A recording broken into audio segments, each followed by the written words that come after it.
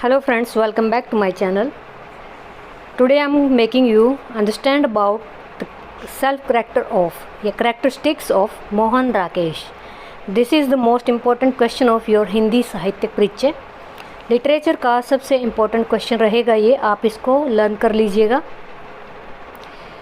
इसके जीवन परिचय को आपको शुरुआत में बताना है कि जीवन परिचय यानी कि इनके बायो जो है सबसे पहले वही देनी होती है.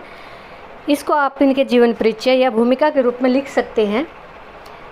तो यहाँ पे देखिए, आधुनिक युग के सफल नाटककार एवं गद्य लेखक, यानी कि ये जितने भी लिखते थे गद्य लिखते थे, नाटककार थे. इनका जन्म 8 जनवरी 1925 को अमृतसर में हुआ था. इनके पिता का नाम करमचंद गुगलानी था, जो कि पेशे से एक वकील थे. वे साहित्य एवं संगीत के प्रेमी थे. मदन मोहन गुगलानी इनका नाम था. किनका नाम था? मदन मोहन गुगलानी, मोहन राकेश का. ओके.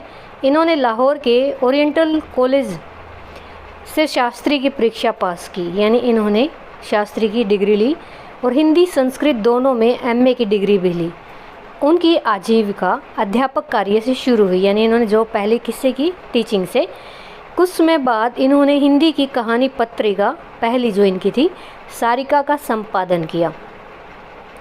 सन 1963 में ये स्वतंत्र लेखन पर निर्भर रहे, यानी कि इन्होंने खुद से लिखना शुरू कर दिया. नाटक की भाषा पर काम करने के लिए भारत सरकार ने उन्हें नेहरू फेलोशिप भी प्रदान की, यानी कि अच्छे लेखक होने के नाते इनको नेहरू फेलोशिप, एक डिग्री जो दी जाती है, उपाधि दी जाती है, वो इनको प्रदान की. सन 1972 में असमय ही यह हिंदी साहित्य का इनका सितारा डूब गया, यानी कि इनकी मृत्यु कब हुई थी? 1972 में. अब इनके द्वारा कुछ लिखी कृतियाँ जो हैं हम यहाँ पे पढ़ेंगे.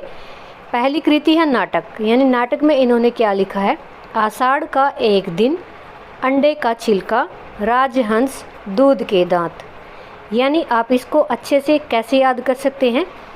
एक दिन, आषाढ़ में एक दिन, अंडे का छिलका, राजहंस के अंडे का छिलका था, उसको खाने से दूध के दांत जो हैं पक्के हो गए थे. कुछ भी आप ऐसे याद कर सकते हो.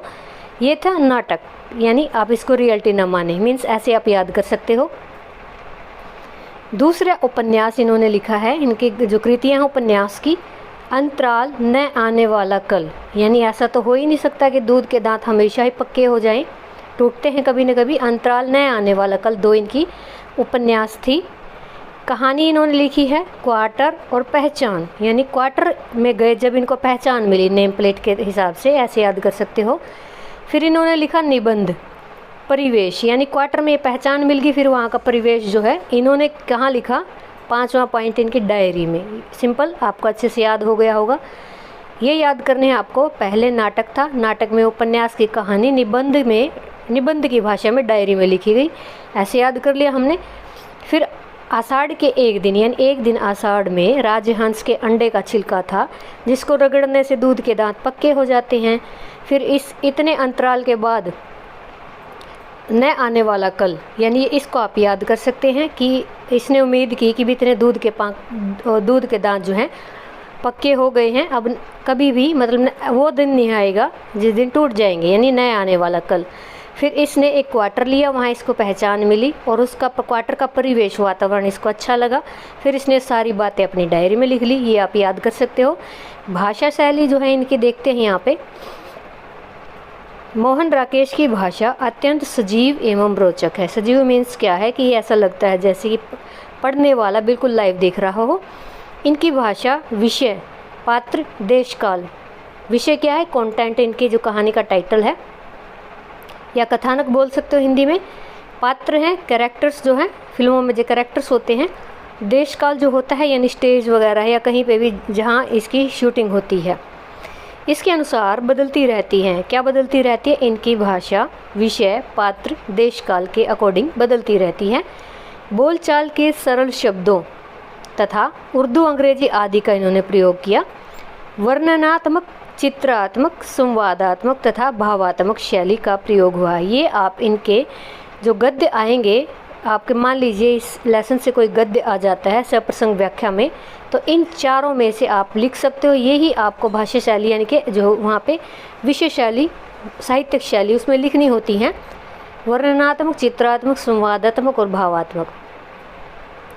इसके बाद इनकी साहित्यिक सेवाएं, यानी इन्होंने क्या लिटरेचर के द्वारा सर्विस दी थी देश के नाम। मोहन राकेश आधुनिक नाट्य साहित्य को नई दिशा देने वाले प्रतिभा संपन्न साहित्यकार हैं, यानी इन्होंने नाट्य साहित्य को नई दिशा दी थी, पहले साहित्यकार माने जाते हैं। 1962 और 63 ईस्वी में इन्होंने दिल्ली से सारिका का संपादन किया, लेकिन कार्यालय द्वारा किया गया कार्य इन्हें पसंद नहीं आया। इन्होंने अपना पद त्याग दिया। इन्होंने हिंदी साहित्य को अपना अमूल्य योगदान प्रदान किया। इन्होंने संगीत नाटक अकादमी का सम्मान भी प्राप्त किया, यानी 2 यहाँ पे इनको उपाधि और सम्मान प्राप्त हुए हैं अकादमी के।